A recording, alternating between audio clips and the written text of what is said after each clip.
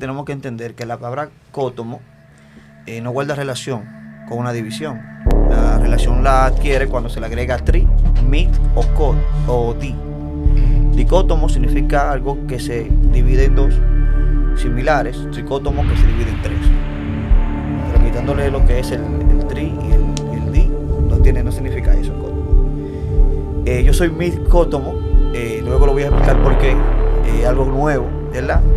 Y bueno, volviendo a la pregunta, lo primero que tenemos que entender es que la palabra alma tiene un significado muy especial.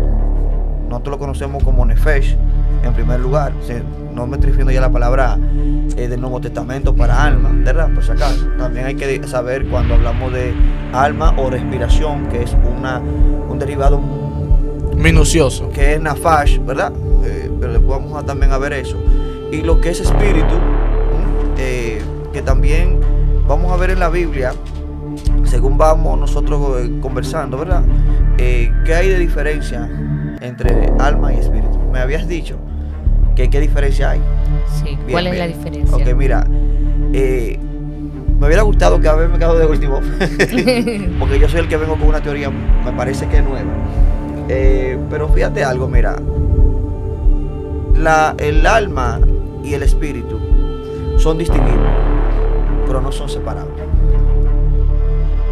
O sea, no puede subsistir una sin la otra. No, exactamente, no son separables. O sea, el cuerpo sí se separa del alma, que es la muerte.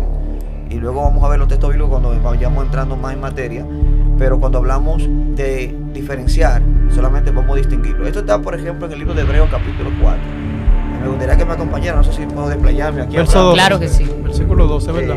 Exactamente, sí. Vamos a hablar de eso. Primero tenemos que entender que tenemos nosotros textos bíblicos que le agregan al alma y al espíritu iguales funciones. Por ejemplo, en Mateo 26:38 dice que, haciendo la expresión el copista, dice que mi alma está angustiada, está triste, como tú habías dicho. Pero luego vemos que Juan 13 dice que es el espíritu que está angustiado. Entonces vemos funciones para el alma, que se dicen cosas del alma que también se dicen del espíritu. Exacto. También vemos, por ejemplo, que el espíritu sale del cuerpo. Lucas 8, lo dice 55, dice, y el espíritu salió, o volvió, mejor dicho. Pero también vemos en 1 Reyes 17:22 que el alma del niño volvió. ¿Qué es lo que viene? ¿El espíritu o es el alma? O sea, también encontramos, por ejemplo, en Génesis 35:18, y también encontramos en Santiago 2:26, por ejemplo, en Santiago 2:26 dice que el cuerpo sin espíritu está muerto, sin alma. Pero dice que Raquel se le fue el alma. Sí. Y murió. Entonces, estar sin alma está muerto, pero también estar sin espíritu. Sí, no, pero entonces, apoyándote ahí en Eclesiastés 12:7, hay un texto que es un peñón para la tricotomía, que el hombre muere, ¿verdad? La carne va al polvo y el espíritu va a Dios que lo dio. Ok, vamos a hablar de eso ahora, porque ya eso, se cuenta que Eclesiastés. Sí, Eclesiastés. Es un libro es una que pregunta. no es espiritual. Sí. No, pero tranquilo, que yo sé el contenido del libro. Tú eres duro, Está bien. Entonces, para yo... Habla materialmente, casi. Exactamente, la palabra clave ahí es lo que está debajo del sol. Exacto. Imagínate, el autor dice, quién sabe si el espíritu del animal va arriba. Y ahí tenemos que hablar de la perspectiva aristotélica, la perspectiva platónica. El hilemorfismo. Y entender que Pablo, la teología paulina, tenía las dos. Yo he escuchado teólogos que dicen que Pablo estaba apoyando a la teoría aristotélica. Yo voy a explicar, no sé si lo puedo explicar ahora o más adelante. Más adelante. Más adelante, bueno, puede tirar todo de una vez. Y explicar lo que es la teología platónica, también, que depende mucho de la resurrección y la muerte.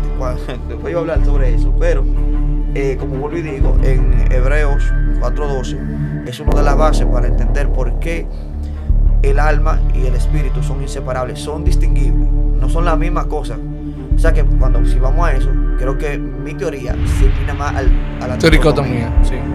Pero si te fijas, también apoya la dicotomía. ¿Me estás entendiendo? Pero en cierta forma. Entonces, para darle entonces a esta pequeña explicación, un término, te puedo decir lo siguiente. Dice la palabra del Señor en Hebreos 4:12, porque la palabra de Dios me fue... Es viva y es eficaz, más cortante que todo espada de dos filos, penetra hasta partir el alma la sabe enterita y el espíritu. Ahí va. ¿Qué más? ¿No? La explicación va después de eso. Sí. ¿Qué más dice? Hasta partir los tuétanos y la coyuntura. Ahí quiere llegar. Entonces, el autor de los Hebreos, si usted quiere ahora mismo hablar de que si fue Pablo o no, es otra cosa. Nos invitan para otro programa y hablamos si fue Pablo o no. Sí. Ve, pero el autor de los Hebreos dice, porque la palabra de Dios es viva y eficaz y más cortante que toda espada de dos filos. Aquí, espada de dos filos no se refiere a una espada común. La palabra de Dios. No, la espada de dos filos. Okay. El texto original habla de una daga pequeña que es de dos filos, que corta así. Cortador. Eso es importante entender por qué. Y entender que dice que penetra hasta partir el alma y el espíritu. Pero mira el orden que lleva esto.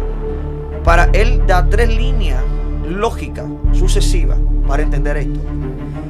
Cuando él comienza con el alma y el espíritu, él luego termina y una coma y dice las coyunturas y los tuétanos. O sea, si yo le pregunto a usted, ¿cuál es la diferencia entre coyuntura y tuétano? ¿Qué usted me diría?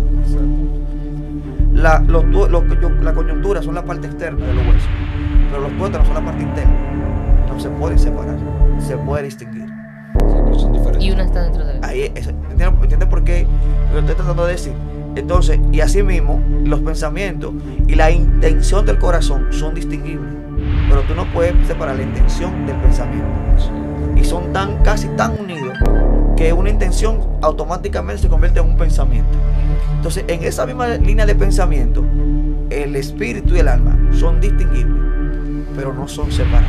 Amén. Entonces podemos decirle entonces que el hombre es cuerpo, alma y espíritu, con la ligera diferencia que el espíritu y el alma no se separan. Amén. Entonces,